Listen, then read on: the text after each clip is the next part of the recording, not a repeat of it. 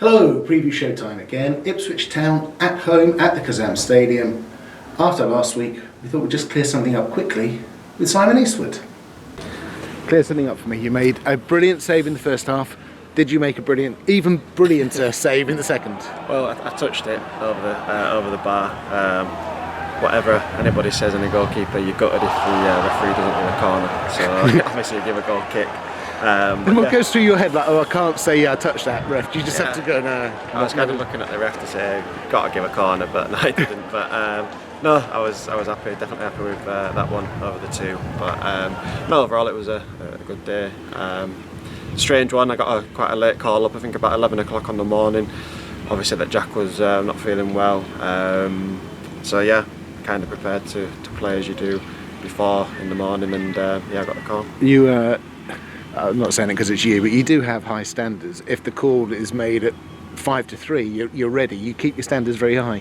Yeah, I mean, you do your own pre-match and your own kind of routine. Mine's a bit more slack than other people. I'm not too rigid with it. I'm quite relaxed, and whatever comes natural. If I want to have a pizza before a game, I'll have a pizza.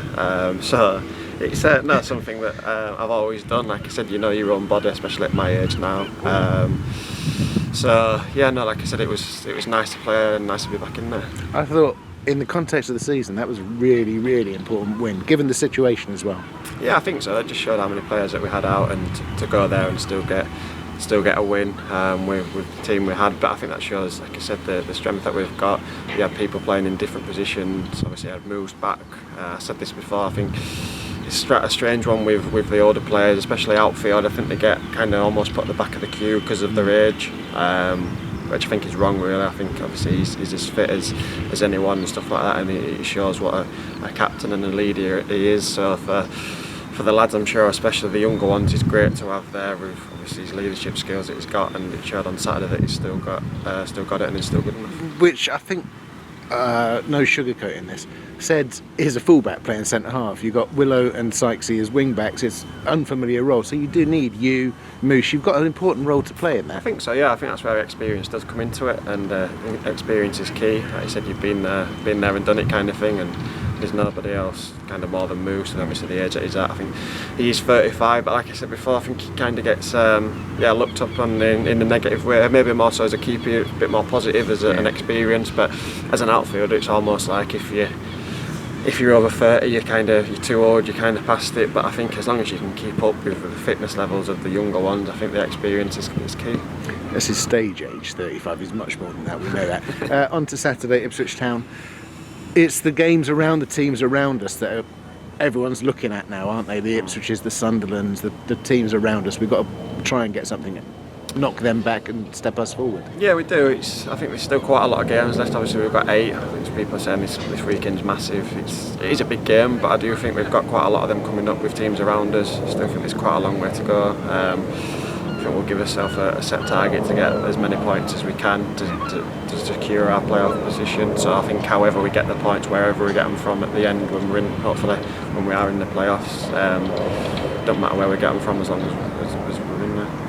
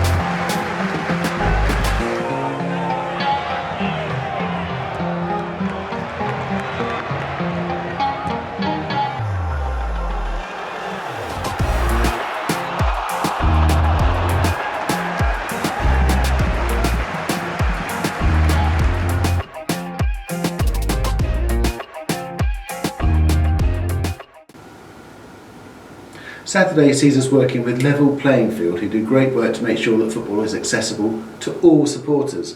We asked Paul Scaysbrook of the Oxford United supporters panel what he thought about it. Paul, Level Playing Field doing great work, and they've been doing it for a number of years, haven't they?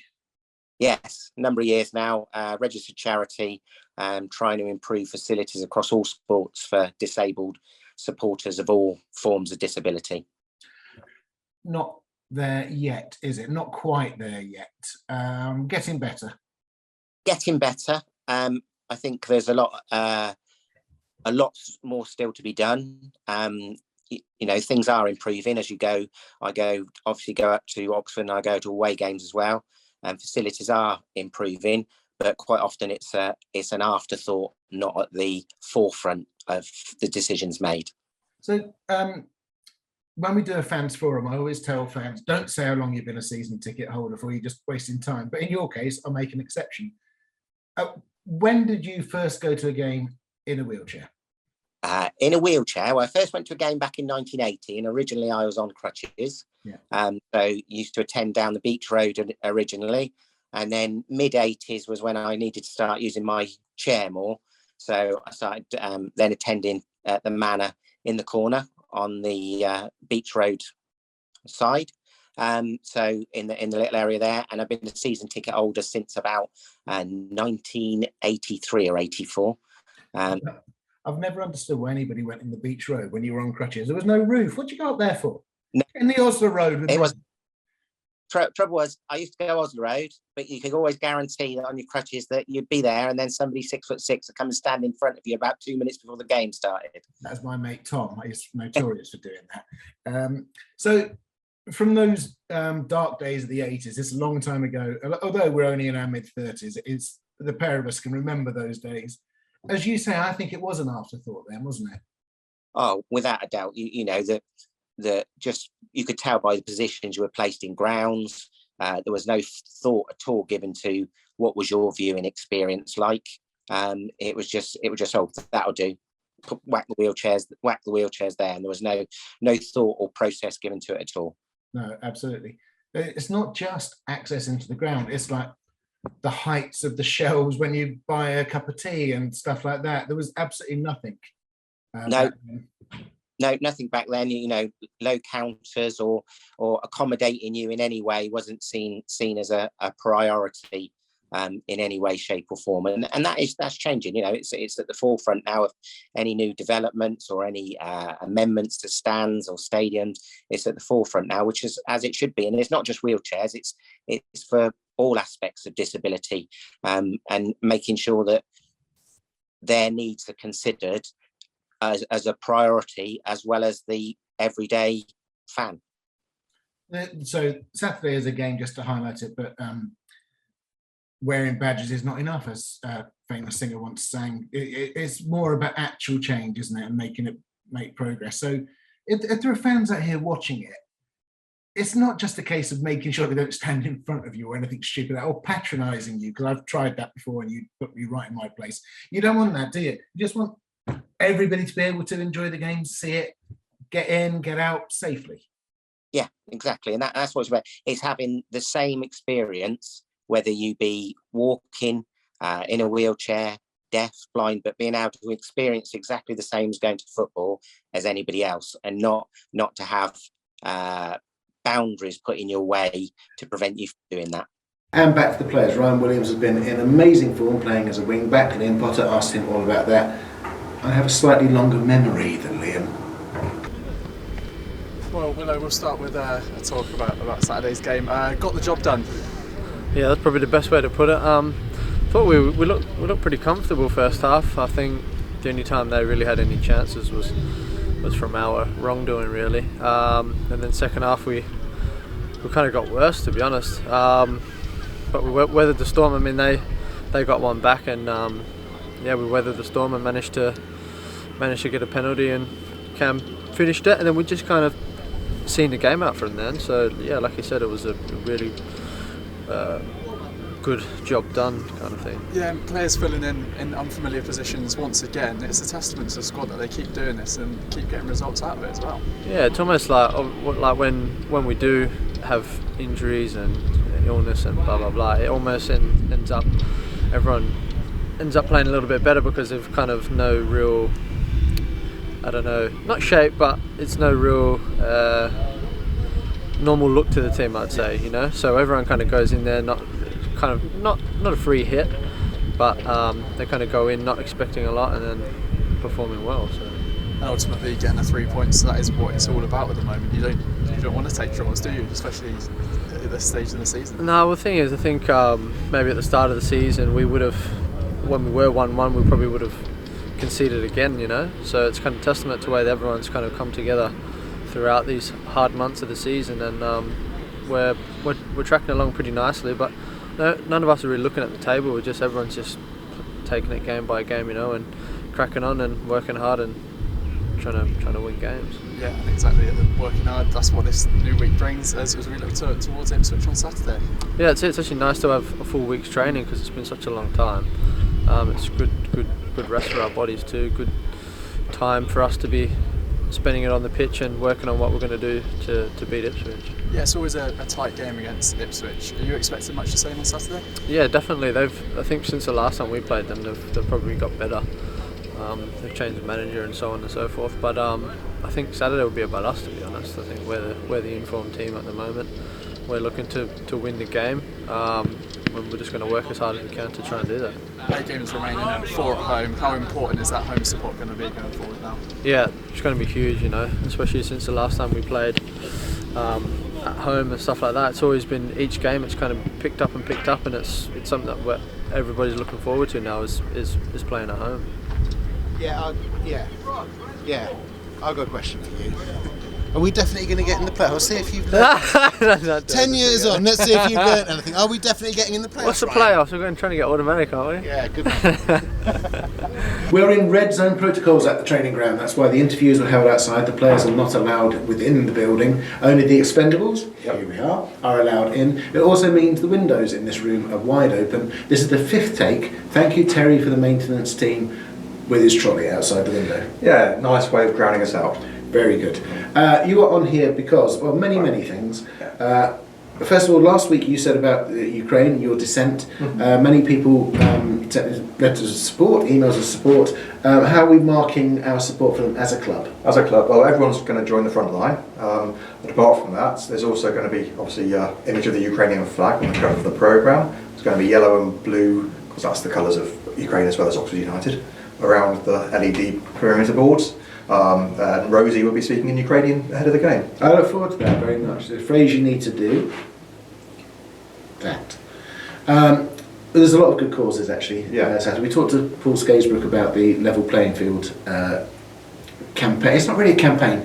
It should just happen anyway, shouldn't it? Well, all these things should just happen, but obviously, to publicise them, I think it's great. It's just awareness, isn't it? Yeah. And then there's another cause with Carl's going to run. Oh no, you can talk about this. Carl's going to run a half marathon. Yeah, in aid of Prostate Cancer UK. I'll level with you. When he took over here all those years ago, I didn't think he'd make a half marathon. Now I think he'll get round. So go and support him. We'll have the details on the website by the time you see this. It'll be out there. They're all on the front of your award-winning programme, aren't they? They are, yeah. So there's not much left for anything else on the front of the programme, all the logos, but And flags. And flags and everything else, yeah. But inside the programme there's interview with Simon Eastwood, who you've just spoken to, obviously. There's a different interview. He's done one. Yeah. He actually phoned Eastie while he was driving in, and then I made him go and do one on the camera. But Eastie being Eastie didn't mention he'd already done one. But hey, there you go. There's also we have a couple of profile pages you may notice in the programme. We look at a youth team player and a women's player. Youth team this time is Amari Davis Stevenson, very good winger. Women's player is Kaylee Hines, who is excellent. Kaylee is excellent. They had should we say a surprising defeat? They hadn't lost in so long, and then they lost away at MK on Sunday. Very disappointing that. With Ipswich winning on the same day as well was a bit sad, but they're not out of it yet. Still 3 points behind, but there's plenty of games to go. Most of them away. Most of them away. They got one home game out of the last 6 or 7. Yeah, it's crazy. But they're still in the fight. They haven't got a game this weekend. It's only the men's team what are at home to Ipswich. I haven't forgiven you yet, Ipswich, for throwing coins at me in 1986, maybe something like that. Were you at that game? No, I wasn't. that game. I wouldn't have thrown coins at you. You would have definitely kept hold of the coins, not spent them, but that's the way it is. No, they were very upset about a last-minute free kick. Despite them scoring, they still decided to throw coins at us. That's probably in sympathy. We had a loss after because we stayed up and they didn't. I've said this story on camera before. So Ian Atkins became our manager and he played in that game for Ipswich. He insists that the Arsenal players in the last game when we had to stay up weren't really that bothered because they had a golf day the day before and we were seriously hungover, and Ipswich were very hard done by and should have stayed up. Shame, isn't it? Terrible shame. Ipswich fans, you're not meant to be watching this. Go and watch your own preview show. Yeah. Sorry if we've offended you. Meanwhile, I think we're on target for another 10,000 crowd, which would be, what's that, 5 out of 6 10,000s? Yeah, that's right. Ipswich just sold out their allocation ages ago, and I think it's going to be very close to sell out the game overall. So, if you're watching this Thursday or Friday, go and make sure you got your ticket because it's going to be. I think the good weather helps as well because people want to come to the football, don't they? And also, I think it makes people more optimistic as well. Don't know why. I'm ferociously optimistic about all of this. Yes. So, we'll see you Saturday. If you can't get to the game, you can hear it in iFollow, but it's nowhere near as good as actually being there.